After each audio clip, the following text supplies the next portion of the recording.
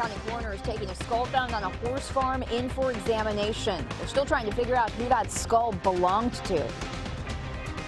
Lexington's Needle Exchange program is adding a new service. Coming up, I'll tell you what that service is and how it started.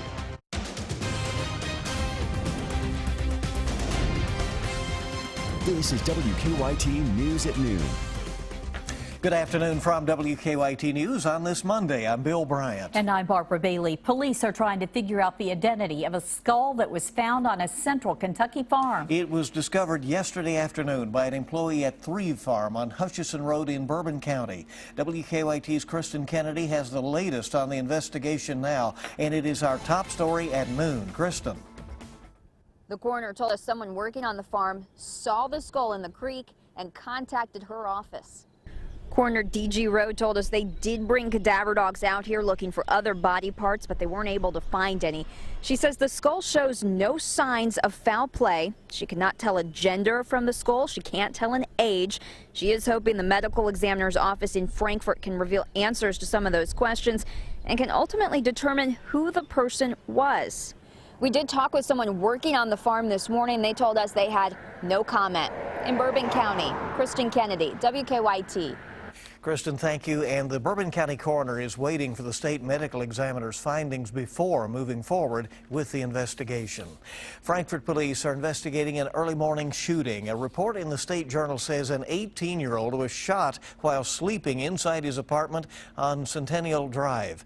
He was hit in the hip. His injuries are not believed to be life-threatening. Police told the paper a preliminary investigation indicates the bullet was fired from an accidental discharge from an upstairs apartment.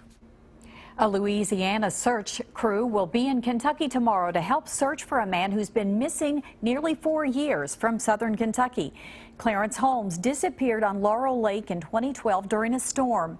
Since then, the Southeast Louisiana Underwater Search Team has looked for him several times. The founder of the rescue team says they have a new lead. The team has sonar pictures that show a tree which they say could hold the weight of a human body. 2 men charged in the 2014 murder of a Lexington Marine were back in court today. Police say Quincenio Canada and Dewan Malazam shot Jonathan Price and his wife Megan outside Austin City Saloon during a robbery attempt. Jonathan was killed, but Megan survived.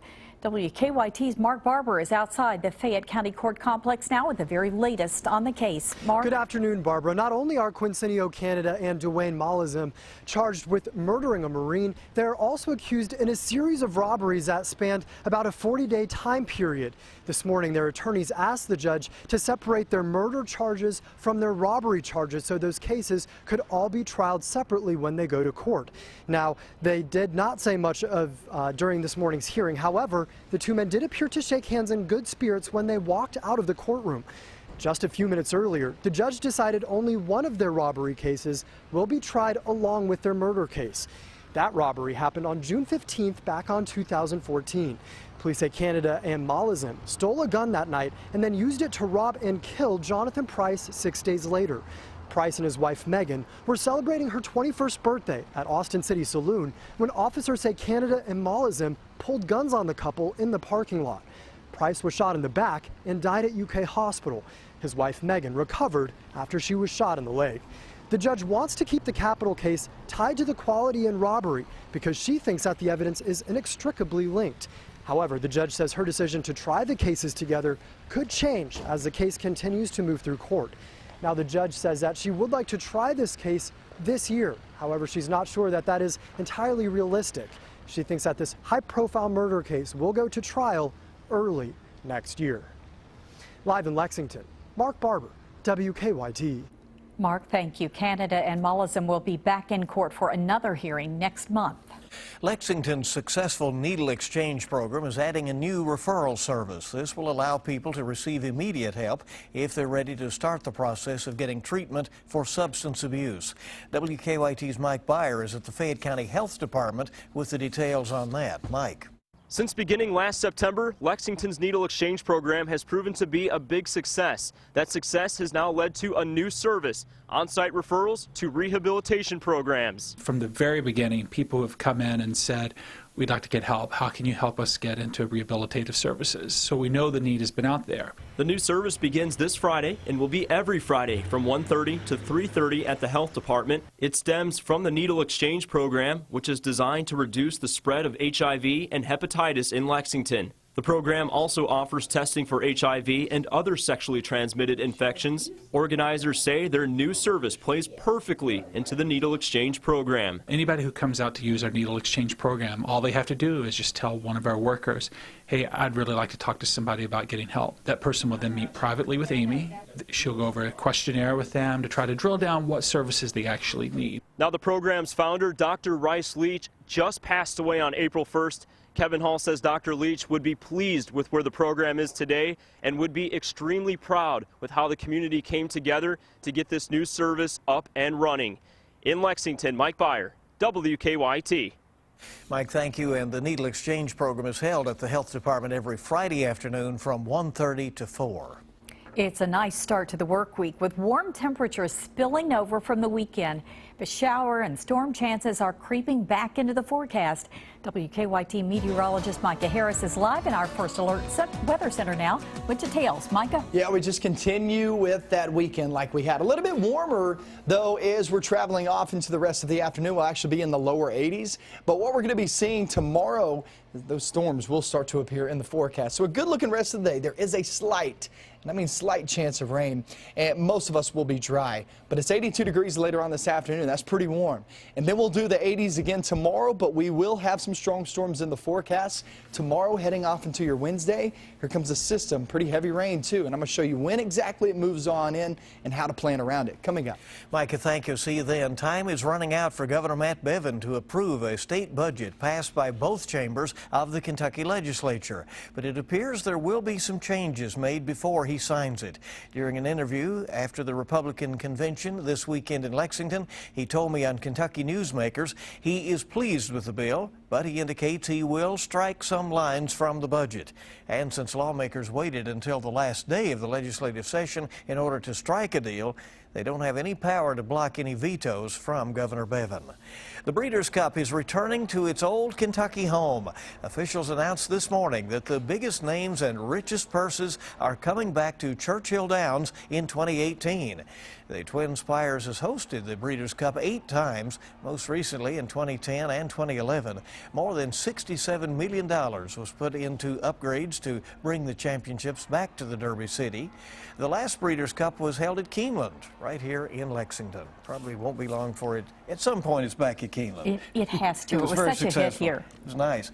Well, right now, Churchill Downs is preparing for the first Saturday in May in the Kentucky Derby. That's right. Pre-Derby parties always a big part of the festivities. And they're right now underway. This morning, we learned the stars as to who will be coming out to one of the most famous of the parties. The Barnstable Brown Kentucky Derby Eve Gala is counted among the 10 best parties in the world by Condé Nast. This year's celebrity guests include Kid Rock, Alabama Shakes, Kate Upton, Montgomery Gentry, the Pride of Harlan, and Season 9 winner of The Voice, Jordan Smith, Gayle King from CBS This Morning, former UK football player and current Green Bay Packer, Randall Cobb, University of Kentucky basketball stars including Tyler Eulis, Devin Booker, Jamal Murray, and Scal Labissiere. This is the 28th year for the star-studded bash, and I can tell you the list is much longer than that. It goes on and on. It's where the people are, certainly, who have the privilege of being there on Derby Eve. Well, the U.S. is ramping up its war on terror, with President Obama sending as many as 250 more troops to help in the fight against ISIS. Find out how those service members heading to Syria will be aiding in the fight. Coming up on Kentucky's #1 Midday News. Also ahead, Kentucky native George Clooney bringing attention to the anniversary of the Armenian genocide this weekend. We'll take you there next on WKYT. Welcome back to WKYT News at noon. On the final day of President Obama's farewell tour of Europe, he made a big announcement about the war against ISIS. And it involves hundreds of U.S. troops. Riley Carlson has the report. As President Obama prepares to leave office, he's putting extra pressure on ISIS. During a speech in Germany, he confirmed more U.S. forces will soon be on the front lines in Syria. but not to fight. I've approved the deployment of up to 250 additional U.S. personnel in Syria, including special forces, to keep up this momentum. The troops will join 50 elite commandos already there to provide support to opposition forces battling ISIS. Just last week, President Obama ordered 200 troops and Apache helicopters to neighboring Iraq. After last month's terror attacks in Brussels, the president wants European allies to step up their support to send a clear warning to terrorists. Your hatred is no match for our nations united in the defense of our way of life. The fight against ISIS has been the common thread in every stop on the president's 6-day tour. First in Saudi Arabia, then here in London, and now in Germany. President Obama is standing by German Chancellor Angela Merkel as she continues to face criticism for taking in more than 1 million Syrian refugees. He's calling on more nations to follow her lead. Riley Carlson for CBS News. Now, the president has so far ruled out sending ground troops into Syria, saying he is still committed to a diplomatic solution to end the 5-year civil war there. The presidential candidates are making a final push in 5 northeast states. They will be holding critical primaries tomorrow as the political drama continues out on the trail. GOP frontrunner Donald Trump is poised to rack up even more delegates tomorrow, and his challengers, Texas Senator Ted Cruz and Ohio Governor John Kasich, have announced plans to team up to try to stop him from clinching the nomination. On the Democratic side, frontrunner Hillary Clinton is eyeing victories in 4 of the 5 states at play tomorrow, leading in the polls in those locations. That would all but cripple Bernie Sanders' bid for the Democratic nomination. Kentucky native and actor George Clooney took part in an international ceremony over the weekend recognizing humanitarian workers. Clooney presented the $1 million Aurora Prize to a Burundi woman who offered sanctuary to thousands of orphans in the middle of a civil war. The award recognizes an individual's work to advance humanitarian causes. Armenian philanthropist selected her for the award. An eastern Kentucky woman had a brush with fame this weekend when a celebrity stopped at her Shell station to get some gas during a road trip. We'll have more on her star sighting at 12:30. We're looking outside and seeing absolutely nothing in the forecast. Very slight chance of rain today, but it's tomorrow, Wednesday, Thursday that we're going to be talking about with those storms. Any severe weather? I'll have that coming up next. Now, your zone-by-zone forecast with meteorologist Micah Harris. Bright blue skies outside. Later on this afternoon, there could be a pop-up shower or thunderstorm. Notice I'm saying pop-up, not pop-up showers, okay? So things are looking pretty good the rest of the day. If you're trying to knock out some things, even if you are one of the unlucky ones, or lucky, depending on the way you look at it, that gets under one of those showers or thunderstorms, it doesn't last long. 5-10 minutes, and then that's about it. So remember, most of us stay dry today. About 80-90% of us actually will remain without rain today. It's more about the temperatures. We're in the mid to upper 70s at this moment.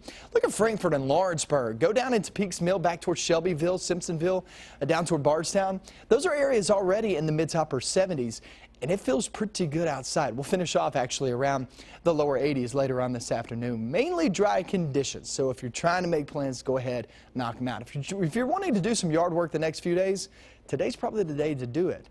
Watch this. Let me take you hour by hour for tomorrow up towards your Wednesday and Thursday. This is where things become pretty active. Watch this. Here's noontime. You got a couple of showers here and there. No big deal. But there is a system right over us at that time. It is a low pressure system back toward the west, but this is a warm front just kind of hovered around us, and it's not really moving all that much, so more likely it'll turn into a stationary front. Afternoon, you'll have a couple of rumbles. That's not what I'm focused in on. I'm focused in on toward the evening and night. There's 9 p.m. Look what's going on. This is where you could experience a round of strong storms, maybe even the possibility of some severe weather as we travel off into the evening hours tomorrow. Remember, this is a low end, very low end severe weather threat. If we're going to get anything out of this, damaging winds will be the main threat. But for the most part, we are going to see just beneficial rain to the yards. Heavy downpours, some lightning involved with this too. But one thing we can't do can't rule out a stray severe cell. Let's go into Wednesday, see if it changes any. Well, Wednesday still that front is right over us, and look what happens. As long as that front is close by, we're going to have showers and thunderstorms, and that's again on Wednesday as that system back toward the west gets a little bit closer. Will be some widespread rain. They will have a severe weather outbreak back toward the central and southern plains for tomorrow. Okay, now this is for tomorrow. You can see where all the energy is located, but because that warm front, that stationary front, depending on if it moves or not, because it's right over us, we're going to see the marginal risk of severe weather, which is what? Low and severe weather risk. We got to be watching it, though, as we travel off into the evening and into the night. That is tomorrow. So let's go through your 7-day forecast. If you're trying to do some plans today outdoors, do some yard work, do it today. Tomorrow afternoon and evening, that's when the storms move on in. Wednesday, Thursday still look pretty ugly, too, with some showers and thunderstorms. And then Friday and Saturday, guys, it looks like it'll calm down for those 2 days, but then we pick it right back up where we left off, heading off into next week. It's spring, right? I mean, this is the way it's going to go. It just happened. Yep, absolutely. Well, as we said, the April showers, the May flowers, maybe it'll work out for us. Get some benefits that way. We'll be back on WKYT in just a moment with sports, a story of inspiration you don't want to miss. And a federal court tells Tom Brady to sit down. Dave Baker has the breaking details next in sports. And we're checking stocks as we head to break this afternoon. The major market indicators are considerably down at midday.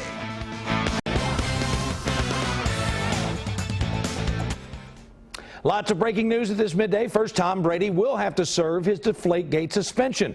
That ruling coming just a short time ago from a federal appeals court overturning a lower judge and siding with the league in a battle with the players union. The 3-judge panel of the 2nd U.S. Circuit Court of Appeals ruled Monday in New York. That appeal follows a September decision by Manhattan Judge Richard Berman that went against the league, sided with the players union, and let Brady skip the suspension. NFL Commissioner Roger Goodell insisted the suspension was deserved. Also within the last hour, North Carolina has received a new notice of allegations from the NCAA outlining the violations connected to the school's long-running academic fraud scandal. The NCAA's first notice of allegations, and that's the first step in an investigations process, hit the school last May with 5 potential top-level violations, including lack of institutional control, which is the worst. UNC had 90 days to respond, but that process paused in August when the school reported additional information for the NCAA to review. It took North Carolina 2 weeks to redact and release the first notice of allegations, so it may be a while before we know what's in those latest allegations. Rubber match Sunday between 11th ranked Kentucky and number 4 Alabama in softball. Bottom of the first, Tide get rolling. That is a 2-run shot off the bat of Reagan Dykes. Kentucky in an early 2-0 hole. Same score in the third. And with 2 outs, Leona LaFell swinging for the scoreboard. All the Wildcats can do is watch. Kentucky manages just 4 hits. They're shut out by Alabama, one of the top teams in the country, by a count of 3-0. And we hope you tune in each and every night, but especially tonight during the 5:30 news on WKYT for the story of a local high school athlete who had a chance to compete in this weekend's UK Blue-White meet as a way to honor her mom. Madison Winstead's mother, Shane, was diagnosed with colon cancer last year, and the NCAA gave the Dunbar High School seniors special permission to compete in the college meet, in the blue-white meet, so her mom could be there to watch. It was an emotional evening for everybody involved. I hope she's just proud of me and proud of herself and how far we've come, and I hope she took it as a celebration. I hope for her that she has some amazing opportunities to continue to compete and perform well. But today is not something that could be replicated. You will not want to miss that tonight. And tonight on the Big Blue Insider with Dick Gabriel. Kyle Tucker of the Courier-Journal on his trip to the Nike basketball recruiting event in Indianapolis. It is a wacky time of year in terms of college basketball recruiting. That's at 6 on 630 WLAP. Guys, that's a look at sports on a busy Monday.